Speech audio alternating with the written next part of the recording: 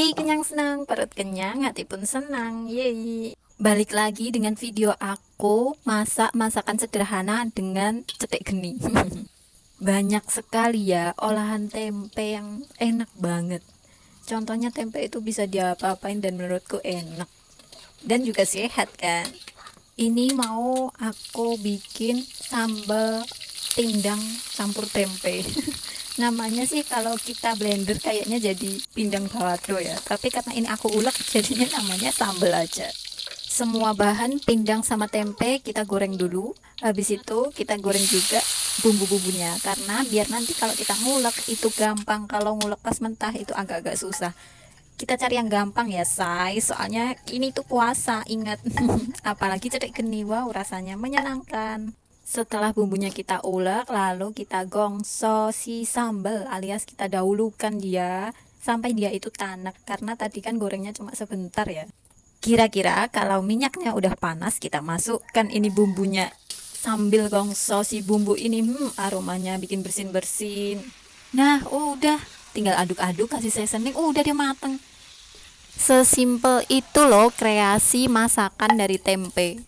Lanjut, karena tadi itu pedes, aku mau bikin lauk untuk si bocil, yaitu serundeng ayam.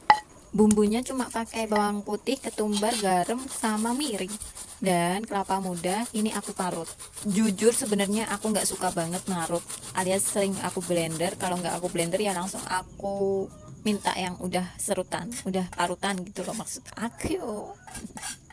Nah, ini ayam yang udah direbus sama bumbu tadi, kasih air, kasih ini kelapa mudanya. Lanjut di osreng sampai capek, karena ini tuh juga butuh waktu yang lama sampai ia kering tanek biar nggak gampang basi. Ini sih bukan buat bocil aja, ini buat yang tua pun juga enak banget kalau disampingkan sama masakan nasi pecel. Wah, cocok sekali. Nah, ini nih kalau cetek geni harus kita rajin-rajin cek apinya, agak ngono mati. Ojo salfok ya. Ala ikungko apa iku langes tok. Bismillah aman yo guys yo. Gak usah bully membuli. Kita iku sama-sama cari rezeki, wes. Gak usah membuli. Nak gak seneng yo wes, seneng yo di komen. Yes, perlaukan wis mateng. Akhirnya tinggal masak nasi.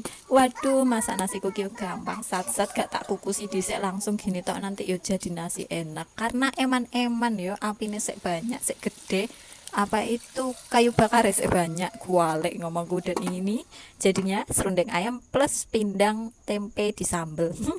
Dadah guys, makasih yang udah nonton.